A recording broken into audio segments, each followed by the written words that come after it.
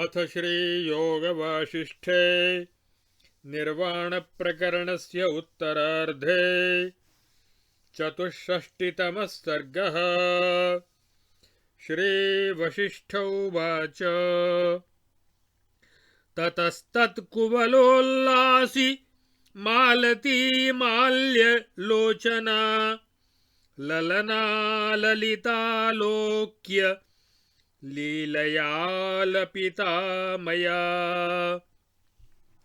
का त्वं कमलगर्भाभे किमर्थं मामुपागता कस्यासि किं प्रार्थयसे क्व गतासि किमास्पदा।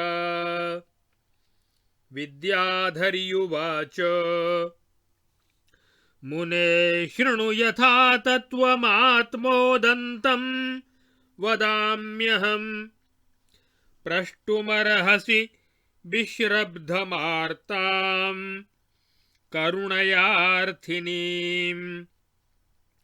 परमाकाशकोशस्य कस्मिंश्चित् कोणकोटरे युष्माकं संस्थितं किञ्चिदिदं तावज्जगद्गृहम्। पातालभूतलस्वर्गा इहापवर्गास्त्रयः कल्पनैका कुमारी यत्र कृता धातृत्वमायया। तत्र द्वीपैः समुद्रैश्च वलितं वलयैरिव पाटलोत्थं जगल्लक्ष्म्याः प्रकोष्ठमिव भूतलम्। अन्ते द्वीपसमुद्राणां सर्वदिक्कमवस्थिता योजनानां सहस्राणि दश हेममयी मही। स्वयं प्रकाश संकल्प फलदाम्बर निर्मला चिंतामणिमयी स्वच्छा स्वच्छायाजितविष्टपा। साप्सरोमरसिद्धानां लीलाभिहरणावनिः संकल्पमात्रसम्पन्न सर्वसंभोगसुन्दरी। अन्ते तस्या भुवः शैलो लोकालोकोऽस्ति विश्रुतः भूपीठस्य प्रकोष्ठस्य वलयावलनां दधत्। क्वचिन्नित्यं तमो व्याप्तो मूढबुद्धेरिवाशयः क्वचिन्नित्यं प्रकाशात्मा मनः सत्त्ववतामिव। क्वचिदाह्लादजनकः साधूनामिव संगमः क्वचिदुद्वेगजनको मूर्खैरिव समागमः। क्वचित् प्रकटसर्वार्थो मनोमतिमतामिव क्वचिदत्यन्तगहनो मूर्खश्रोत्रियचित्तवत्। क्वचिदप्राप्तसोमांशुः क्वचिदप्राप्तसूर्यभाः क्वचिल्लोकमयस्तेन क्वचिदाशून्यदिक्तटः। क्वचिद्देवपुरव्याप्तः क्वचिद्दैत्यपुरान्वितः क्वचित् पातालगहनः क्वचिच्छृङ्गोर्ध्वकन्धरः क्वचिच्छ्वभ्रभ्रमद्गृध्रः क्वचित् सानुमनोहरः क्वचिच्छृङ्गशिखाक्रान्तवैरिञ्च नगरान्तरः क्वचिच्छून्यमहारण्य बहत्कल्पान्तमारुतः क्वचित् पुष्पवनोद्यान गायद्विद्याधरी गणः क्वचित् पातालगम्भीर गुहाकुम्भाण्डभीषणः क्वचिन्नन्दनसोदरीय मुन्याश्रममनोरमः क्वचिदक्षयमत्ताभ्रः क्वचिद्दुर्लभवारिदः क्वचिद्गर्भगुहाश्वभ्र गहनोपान्तमण्डलः क्वचित् क्षुब्धजनाक्षेप समुत्सादितभूतभूः क्वचिद्वास्तव्यजनता सौजन्यजितबिष्टपः क्वचिन्नित्यं बहद्वाता जातस्थावरजङ्गमः क्वचित् सर्वक्षयोन्मुक्तस्थिरस्थावरजङ्गमः क्वचिन्महामरुमरुन्मुक्तभाङ्कारभीषणः क्वचित् कणत्कमलिनीमत्तसारसभूषणः क्वचित् सलिलकल्लोलजलदोल्लासघर्घरः क्वचिन्मत्ताप्सरोदोलाविलासजनितस्मरः क्वचित् पिशाचकुम्भाण्डवेष्टिता चेष्टदिक्तटः क्वचिद् विद्याधरी सिद्ध नृत्यगीत सरित्तटः क्वचिदुद्वर्षदम्भोद सरिद्बाहु लुठत्तटः क्वचित् सततगानीत नीतनानाभ्रसत्पटः क्वचित् कमलिनीकोश वक्त्रस्थाध्यानमण्डलः क्वचित् स्वर्गाङ्गना सिद्धसुन्दरी दन्तमण्डनः क्वचित् तपद्दिनकर जनताचारसुन्दरः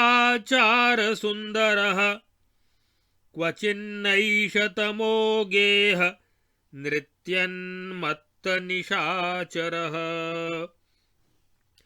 क्वचिदुत्पतदुत्पाततया नश्यज्जनावनिः क्वचित् सौराज्यसम्पत्त्या प्रोद्भवत् पुरमण्डलः क्वचिदत्यन्तनिःशून्यः क्वचिज्जनपदावृतः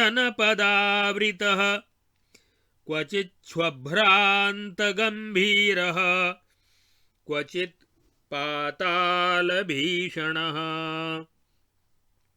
क्वचिद्बृहत्कल्पतरुः क्वचिन्निर्जलजङ्गमः क्वचिन्महाकरिकुलः क्वचिन्मत्तहरिव्रजः क्वचिन्निर्भूतमुद्यातः क्वचिदुन्मत्तराक्षसः क्वचित्करञ्जगहनः क्वचित्तालमहावनः क्वचिद्व्योमोपमसराः क्वचिद्दीर्घमरुस्थलः क्वचिन्नित्यभ्रमत्पांसुः क्वचित् सर्वर्तुकाननः शिखरेषु शिलास्तस्य सामान्याचलसन्निभाः सन्ति सुस्थितकल्पाभ्रा रत्नमय्योऽम्बरामलाः क्षीरोदकार्कगौरीणां वनस्कन्धौकसामिव विश्राम्यन्त्यनिशं यासु हरयो हरियोनयः तासामुत्तरदिग्भागे पूर्वशृङ्गशिलोदरे निवसाम्यहमक्षेण वज्रसारसमत्वचि विधिना तत्र बद्धास्मि वसाम्युपलयन्त्रके अत्रासङ्ख्या मुने याता मन्ये युगगणा मम न केवलमहं बद्धा यावद् भर्तापि तत्र मे बद्धः सायन्तने पद्मकुड्मले षट्पदो यथा तेन सार्धं मया भर्त्रा शिलाकोटरसङ्कटे अनुभूतश्चिरं कालमत्र वर्षगणा गताः अद्याप्यात्मैकदोषेण न हि मोक्षं लभावहे चिरं तत्रैव तिष्ठावस्तथैवाबद्धभावनौ पाषाणसङ्कटे तस्मिन् बद्धा बाबां न केवलं बद्धो यावदशेषेण परिवारोऽपि तत्र नौ पुराणपुरुषो बद्धो द्विजस्तत्रास्ति मे पतिः एकस्थानान्न चलति जीवन् युगशतान्यसौ आबाल्याद् ब्रह्मचारी च श्रोत्रियः पाठकोलसः एकान्त एक एवास्ते जिह्मवृत्ति रचापलः अहं व्यसनिनी भार्या तस्य वेदविदाम्बर न निमेषं समर्थास्मि तं विना देहधारणे शृणुते न कथं ब्रह्मन् भार्याहं समुपार्जिता कथं वृद्धिमयं यातः स्नेहोऽस्माकमकृत्रिमः तेन जातेन मद्भर्त्रा बालेनैव सता पुरा किञ्चिज्येन सतैकेन तिष्ठतामालये मले श्रोत्रियत्वानुरूपेण जायामे जन्मशालिनी कुतः सम्भवतीत्येव निर्णीय चिरचिन्तया स्वयमेवानवद्याङ्गी तेन तामरसेक्षण उत्पादितास्मि नाथेन ज्योत्स्नेव शशिनामला मनसा मानसी भार्या मन्दरोत्तमसुन्दरी ततो वृद्धिं प्रयातास्मि बसन्त इव मञ्जरी सहजाम्बरसञ्छन्ना भूतानां चित्तहारिणी पूर्णेन्दुबिम्बवदना द्यौरिवामलतारका कोरकोच्चस्तनभरा समग्ररसशालिनी लतावरवनेनेव करपल्लवशालिनी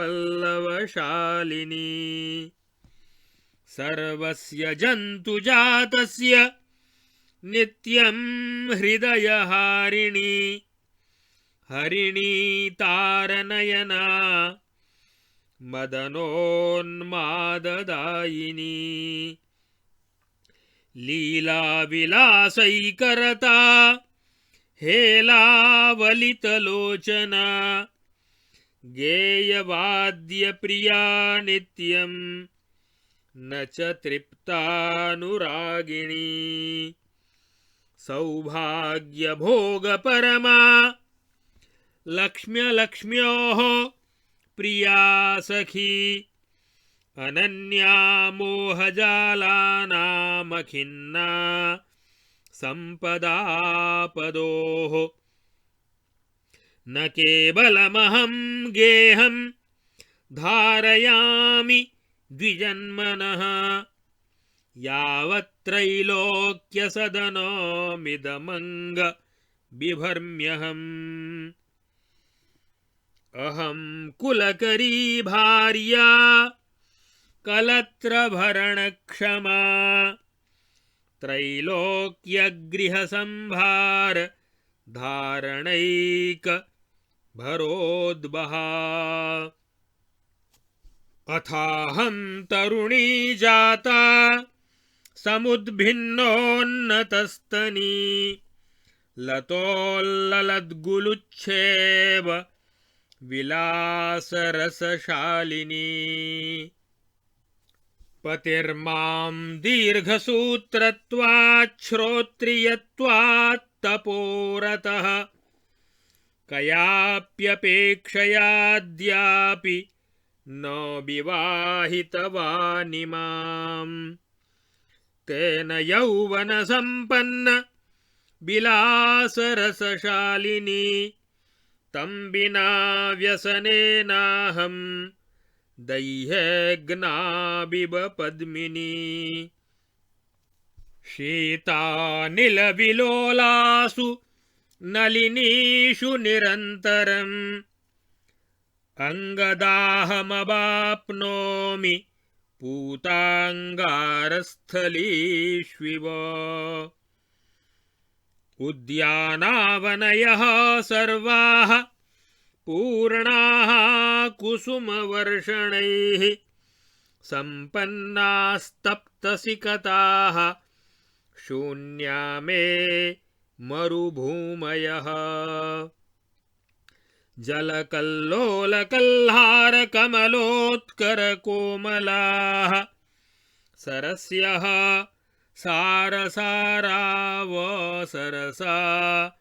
मम नीरसाः अहं पुष्करमन्दारकुमुदोत्करमालिता भृशं दाहमवाप्नोमि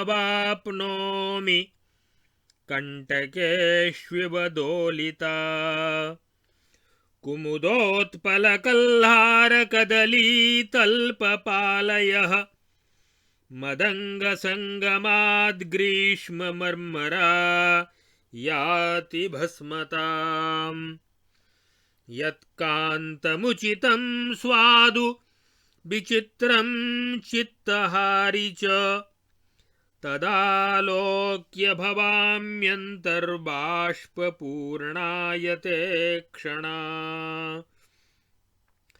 व्यसनानलसन्तप्ताः पतन्तो बाष्पबिन्दवः छमच्छमिति मज्जन्ति कमलोत्पलपङ्क्तिषु कदलीकन्दलीस्कन्ध दोलान्दोलनलीलया ललितोद्यानखण्डेषु मुखमाच्छाद्य रोदिमी तुषारनिकराकीर्णं कदलीदलमण्डपं पश्याम्यूष्माणमुज्झन्तं खदिराङ्गारभीषणम् नलिनीनालदोलासु सारसीं सारसाश्रितां दीनाननाबिलोक्यान्तर्निन्दामि निजयौवनम् रम्ये रोदिमि मध्यस्थे पदार्थे यामि सौम्यताम् हृष्याम्यशोभने दीना न जाने किमहं स्थिता दृष्टानि कुन्दमन्दारकुमुदानि हिमानि च मया कामाग्निदग्धानां भस्मानेव दिशं प्रति आनीलपल्लवमृडाललतोत्पलानां कल्हारकुन्दकदलीदलमालतीनां शय्याममाङ्गचलनेन विशोषयन्त्या व्यर्थं गतानि नवयौवनवासराणि।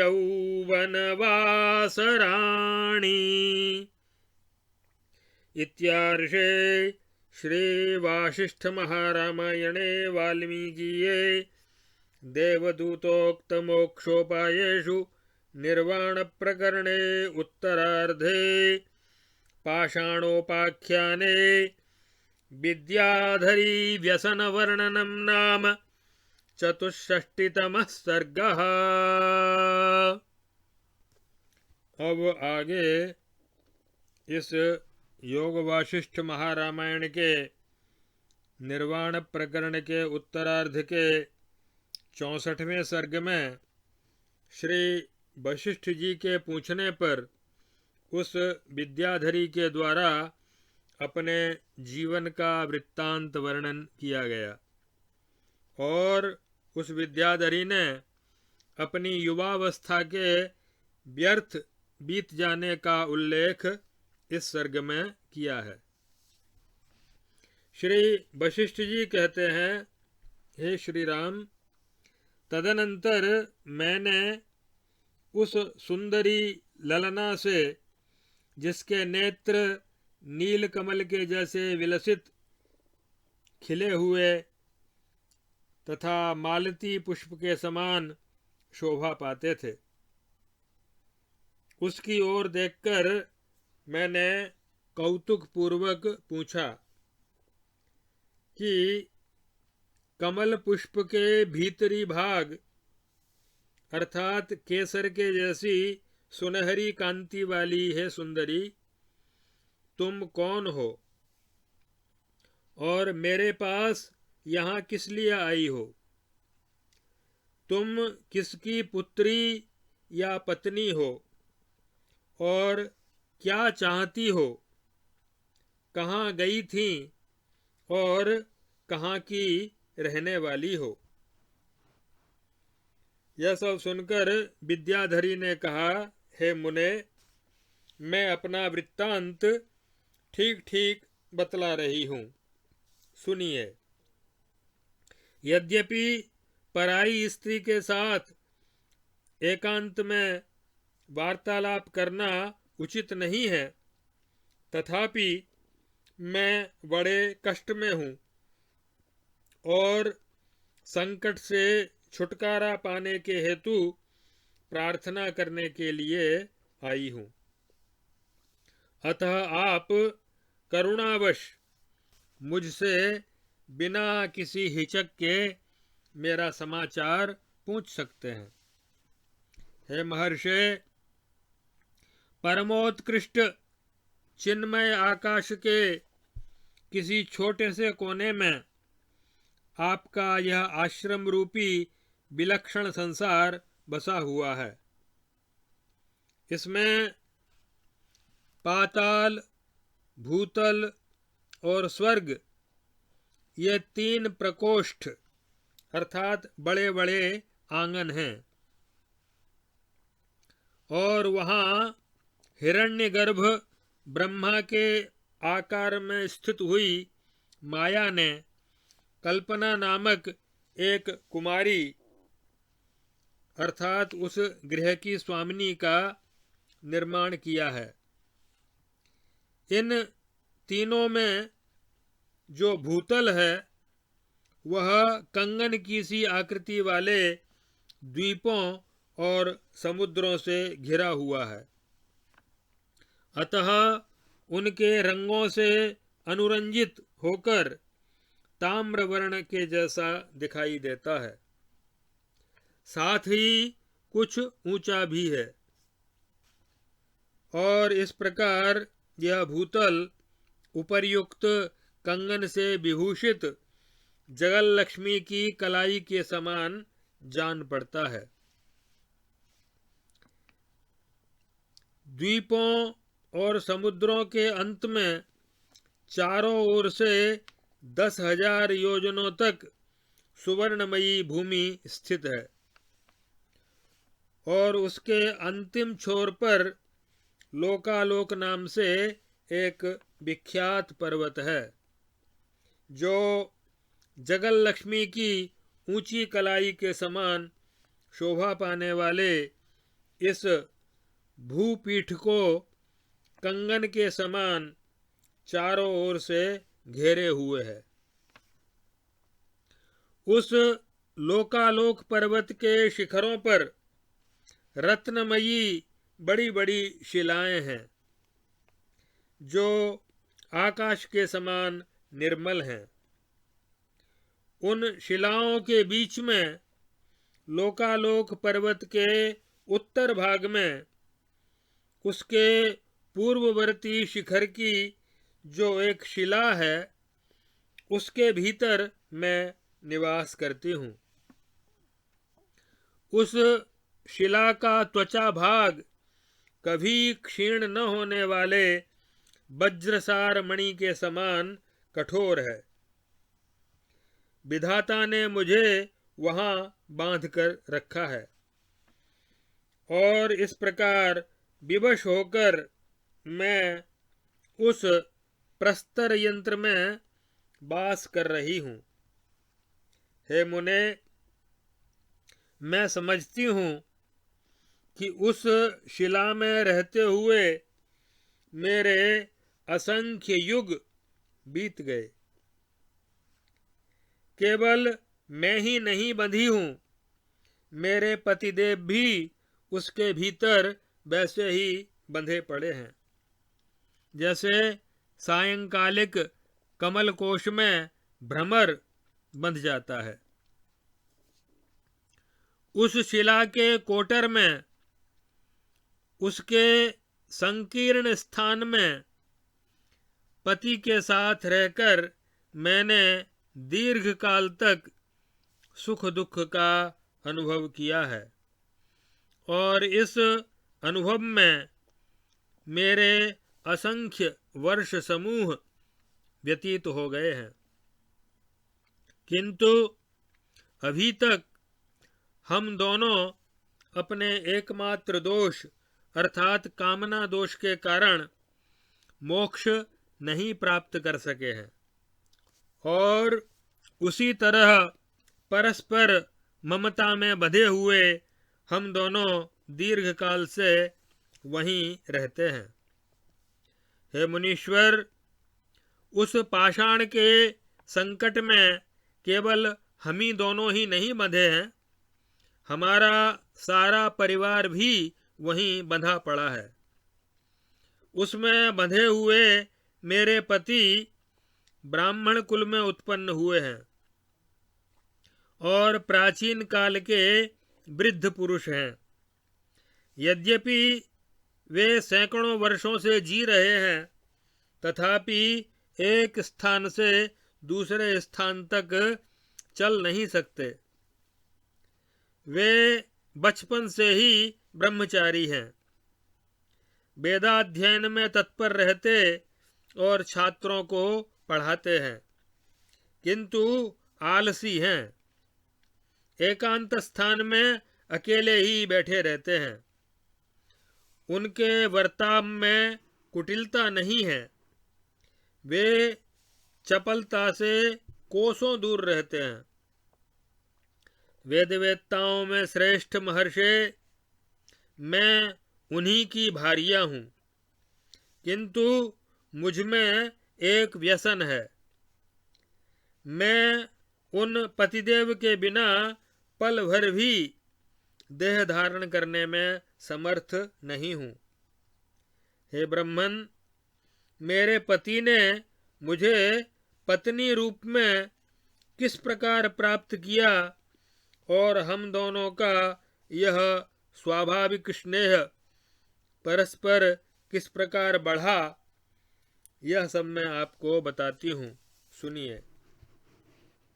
पहले की बात है, मेरे पति ने जन्म के पश्चात बाल्यावस्था में ही किंचित ज्ञान प्राप्त कर लिया और एक सत्पुरुष की भांति अपने निर्मल गृह में वे रहने लगे। उन दिनों उन्होंने विचार किया कि मैं वेदों के स्वाध्याय में संलग्न रहने वाला ब्राह्मण हूँ। मुझे अपने ही अनुरूप ऐसी भार्या कहाँ से प्राप्त हो सकती है जो उत्तम जन्म के कारण शोभा पा रही हो। इस प्रकार चिरकाल तक चिंतन करके उन्होंने अपने कर्तव्य का निश्चय किया और स्वयं ही मेरे नाथ ने अनिंद्य सौंदर्य से युक्त अंग वाली मुझ नारी को मानसिक संकल्प से प्रकट किया, मानो चंद्रदेव ने निर्मल चांदनी प्रकट की हो। मन से उत्पन्न होने के कारण मैं उनकी मानसी भार्या हुई और जैसे बसंत ऋतु में मंदार वृक्ष की उत्तम एवं सुंदर मंजरी बढ़ती है, उसी प्रकार मैं भी बढ़ने लगी। मैं निरंतर लीला विलास में ही निरत रहने लगी। मेरे नेत्र लीलापूर्ण तिरछी चितवन से देखने लगे। मुझे सदा गाना बजाना ही प्रिय लगने लगा। भोगों से कभी मुझे तृप्ति नहीं होती थी। मेरा दिनों दिन भोगों में अनुराग बढ़ता गया। हे आदरणीय महर्षे, मेरे पतिदेव दीर्घसूत्री और स्वाध्यायशील होने के कारण तपस्या में ही लगे रहे। उन्होंने किसी तरह की भी अपेक्षा मन में लेकर मेरे साथ अब तक विवाह नहीं किया है। इसलिए यौवन संपन्न तरुणी स्त्री मैं उन्हें प्राप्त न कर सकने के कारण व्यसन की आग से उसी प्रकार जलने लगी जैसे कोई कमलिनी आग से झुलस रही हो। फूलों की वर्षा से हरी भरी सारी उद्यान भूमियां मेरे लिए तो तपी हुई बालुका राशि से आच्छादित और सूनी मरुभूमियों की भांति दाहक प्रतीत होने लगी। जो पदार्थ सुंदर, उचित, स्वादु और मनोहर हैं, उन्हें देखकर मेरी ये आंखें आंसुओं से भर आती हैं। मैं रमणीय स्थानों में भी रोती रहती थी और जो स्थान न रम्य है न अरम्य अर्थात मध्यम कोटि का है, वहाँ मैं सौम्य हो जाती और जो असुंदर स्थान है वहाँ मैं प्रसन्न रहती थी। न जाने मुझ दीना नारी की ऐसी अवस्था कैसे हो गई, मेरी समझ में कुछ नहीं आता। हे भगवान, इस प्रकार मेरे नवीन यौवन के बहुत से दिन व्यर्थ ही बीत गए हैं। अब इसके आगे की कथा अगले सर्ग में सुनाई जाएगी।